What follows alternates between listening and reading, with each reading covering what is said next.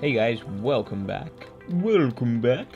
Sorry, it has been a couple of weeks since the last episode. I've been having some kind of crazy crap going on with uni and all of that. I'm nearly over this semester, so nearly done. But yeah, I haven't had a lot of time. I did finish or rather do some more work on the storage room. It's not really finished because we haven't worked anything out about the Minecraft station, but basically I've had to actually create a third level for that, which I will get to in just 1 second. So I've started to sort things. So on this level you've got sort of your raw materials and your ores, as well as your tools at the end. So you got wood, wood planks, and then like coal, iron, redstone, diamond, blah blah blah. On this side you have dirt, gravel, sand, cobblestone, smooth stone, and then the granite, andesite, and diorite, which are the three new ones that I'm aware of. I'm sure there are actually a whole lot more that I haven't actually caught up on yet, but we'll adjust accordingly. And then at the end here, the tools were really annoying because I couldn't really divide them the way I wanted to. But in the middle you've got pickaxes, swords, and armor. Then here you've got axes and shovels, and shears, hoes, bows and arrows on the bottom. Flint, steel, and rods, and compasses and clocks. A lot of these things I don't actually have, but I've just sort of put them there for future use. Then moving down to level 2, you have your more general sort of items, so building blocks like bricks, soul sand, glowstone, fences, gates, ladders, signs, all of these things, glass, stairs, slabs, bookshelves.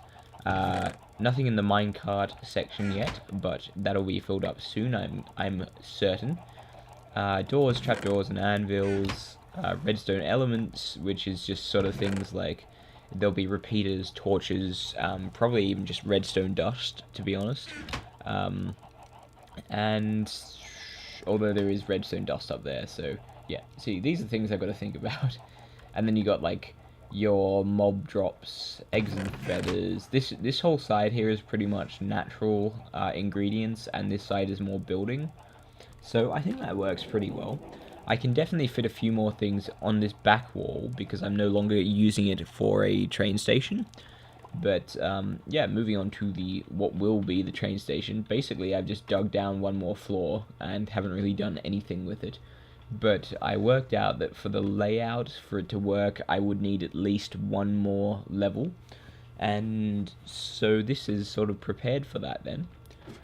Okay, so what we might do is I might jump over to the testing world where I've been doing a bit of work trying to figure out how the station is going to work, and we'll just have a look. It's by no means finished, but it's getting there.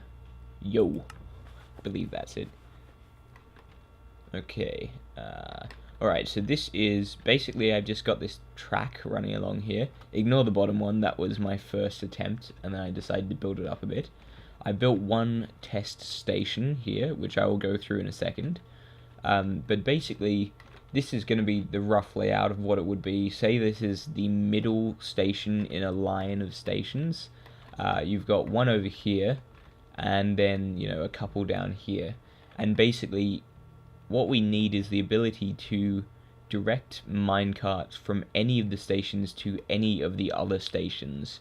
And a lot of that is going to be about how they switch the tracks and the timings of that. And also another thing is how when you pass over it in a minecart, if it's not a storage minecart, it needs to continue on to the next destination that you want. So there's a lot of like brain-splittingly annoying work to get that going. But all I've done so far is done a model of what the station is going to be. So this is the bottom level of one of the storage rooms, and basically I've taken the old switching system that I used in the old world, or the old station system, but instead of having it run off a timer where someone would come in, it would flick the switch, and you drop down there, it would give you about 2 seconds to get out, and then it would send the cart back off. Instead, everything is done manually here, because you don't want to have an incoming minecart full of stuff to be put into the storage room, which you're most likely not going to be following. I want to be able to send them out and then not have to worry about them and come back and fix that all later. So basically we wanted to come in, stop on the station, wait for me to unload it, and then I can send it back off to the Pez dispenser. And then vice versa, you want the ones that are coming out of the Pez dispenser to stop on the station and wait for me to fill it up before it goes out. And so what I've done is it's basically very simple. If you haven't seen the old ones, they work by having a piston pop a block up right next to. So yeah, sorry, I'll explain it better. It's a bit difficult. You come in on your minecart and you drop down onto this redstone block here, onto this what are they called? The powered rails. And then once the switch is flicked, a sticky piston pops this block up, because as soon as you power a redstone powered rail, the person or the cart won't move unless it's right up against another block, and so you need one of these to pop up and then power that rail so that they get sent off. So it's fairly simple. And I can't remember if anyone else has designed this or whether it was something that I came up with. I seem to think it was something I came up with in my world, but it's nothing revolutionary, and I'm sure there are many different designs for it, if not this exact design, because this seems like the most basic way to do it. So, what... now, I've got to remember the layout for this, but basically I think if I press this button, we get a cart, yep, come out, and see it falls directly onto that. And then, say I want to load it up with jungle wood and whatever, any of these things. So that's now got stuff that's about to go out to the storage room. And then this is basically the clear the tracks button. And so it actually powers both of these, just for simplicity. And so theoretically you could have one that's come in, which you've unloaded. Don't worry about that, it should still work. So you've had one that comes in that you've unloaded, and then you've got one which is outgoing, which you've loaded with your stuff. Then you just hit the clear the tracks button, and they both go off to their destinations. Now, that's taken me about an hour to get the design right for that. Or maybe a couple of hours, I'm not sure, I can't remember. But I'm happy with that. The Pez dispenser is going to be hidden in the wall anyway, so basically all of this is hidden away, and you just have this on the bottom level of your storage room. But then the thing I've got to work out is how I'm going to have, basically, it'll have to be a station selector here, and then say I select the one on the end, then it's going to have to ensure that this is switched going left, and also that this one is as it is now, so that it continues going through. And yeah, it's really what I want with this project is something that is scalable, and so that I can use the same systems over and over and they function together. But I don't know how well that's going to work, because it's got a whole lot of different functions which it's got to achieve, and yeah, I'm not sure how well it's going to work.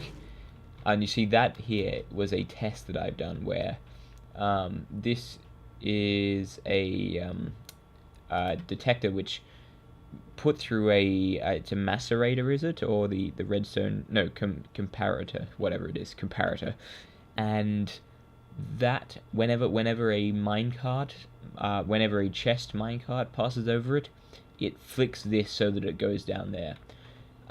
Basically, the way that this would function is you would need to turn off these switches, so the number of switches down the line, so that it goes to the correct one. But yeah, it's a complex thing, and I don't really know how it's all going to work. My mind is already throbbing trying to think about it. So we're going to leave that there for today, and we'll go back to the other world and see what we can come up with.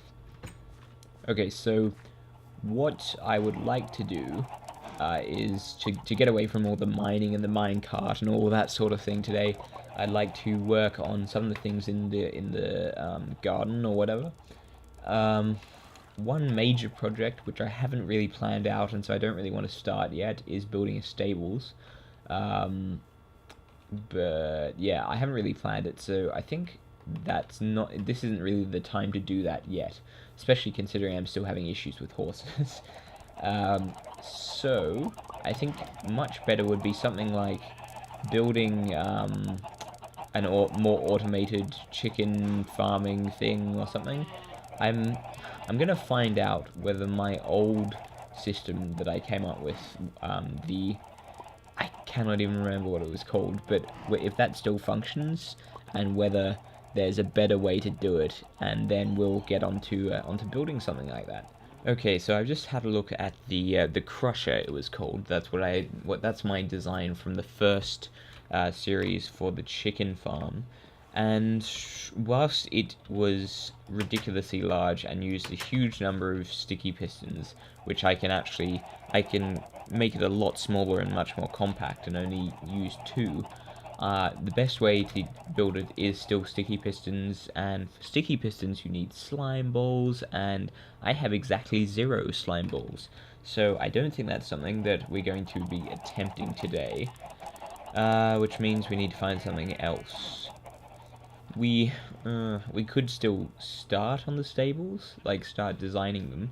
There's no way I'm going to get it done today, but okay, let's jump into the other world, and we'll have a look at trying to design some of these things. Hello. Okay, that's a good size entrance, I think. We're going to decide how high it's going to be. If it's 4 wide, then it needs to be at least 4 high, doesn't it? Let's make it an arch, so 4 high, and then I have no idea how I'm going to lay this out.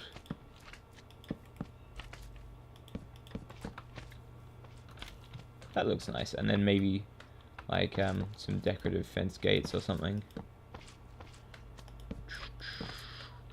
Yeah, I'm gonna change the materials around a bit because I don't really like these, but for the moment we'll just continue like this. So if the gate is gonna be it's what 6 high in effect, then we want the ceiling to probably be quite a lot higher. This is gonna be a massive structure. 1, 2, 3, 4, 5, 6. So that should bring it up in height there. Let's give it. I think the ceiling's probably gonna also be some sort of arch or sort of move in a bit. So let's make the maximum height on the sides 8. So if you start with that, what if you have like a step up? Now the entrance is also going to be the exit, isn't it? It would be kind of cool if the sort of center area was lowered, so lowered by the bricks, and then on the surrounding area where you've actually got the horses, they were one half block up. So that could be something cool, but how you do it, I'm not sure. I guess if you've got to work out how wide each thing is going to be. Let's say 5. But no, that would be, the step is going to be 5. I forgot about the fence thing. It could still work, maybe. Might look a bit ugly. Or you could have them up one whole. You could have the entire floor raised 1 half block, and they're up 1 full block. Could work. Let's go 2 high. Or maybe 3 high, and then you can enclose the windows. Ooh, sandstone slabs. That might be good for the floor. Yes. Wow, yeah, that is no contrast at all, and that just looks horrible. Let us go with some, no, didn't ask for that, Let's just put a hay bale there for the moment. Let's go for some more standard looking, jungle fence, maybe? Birch fence, I don't know. I'll stick in the oak fence for the moment.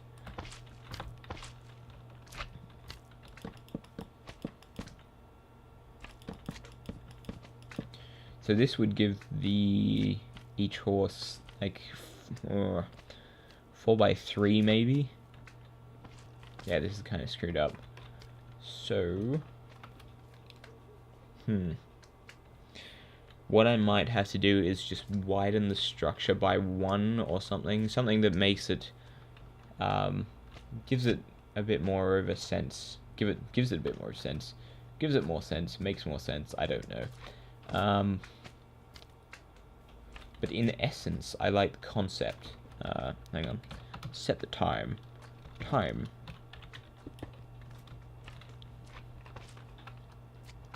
Yeah, the sandstone slabs are definitely the sort of natural look I was going for, and so that's quite cool. But yeah, let's look for some sandstone stairs, which I assume they've got. Yep. And what are those stairs? Quartz stairs. That's kind of cool. Yeah, I think the best way would just be to border it with sandstone stairs. I think that makes the most sense. Maybe just all the way along so you got a nice little border. Yeah, that's definitely, that's the way to go. Okay. 2 is actually quite good because I can use the double fence gate design that I have. It's not exactly a design, it's just a simple thing where you can use 1 to go in, the horse can't go out, then you open both and the horse will leave. I also have not looked into anyone else's designs for stables, so maybe I will look at that a bit, but I also want to get some of the influence of that sort of medieval stable look. So yeah, I think that's good. I like that sort of sandstone border. Whether it needs to be a little bit further away from the gate so it's not such a drop, like maybe have one normal sandstone there, and then the stairs are here. But I don't know, that might be unnecessary. What else needs to be done? I need to design the walls a bit more. I might just go for exactly this, but then up there again. But I don't know. I would be able to hold what, like 1, 2, 3, 4, 5, 6, 7, 8, 9, probably like 10 on a side. So I could probably hold about 20 horses, all up, which is enough. I don't think I need more than that. I don't think there are 20 breeds, but yeah, I don't know. Yeah, this is actually looking pretty cool.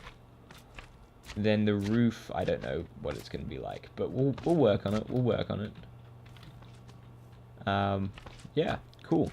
Alright, well, we'll finish it there for now, and by next episode, I will have definitely finalized the design, and hopefully I will have made a bit of progress in the main world on it. And I'll have to double check that it's actually going to fit there, but yeah, so far, I think this is some pretty good progress.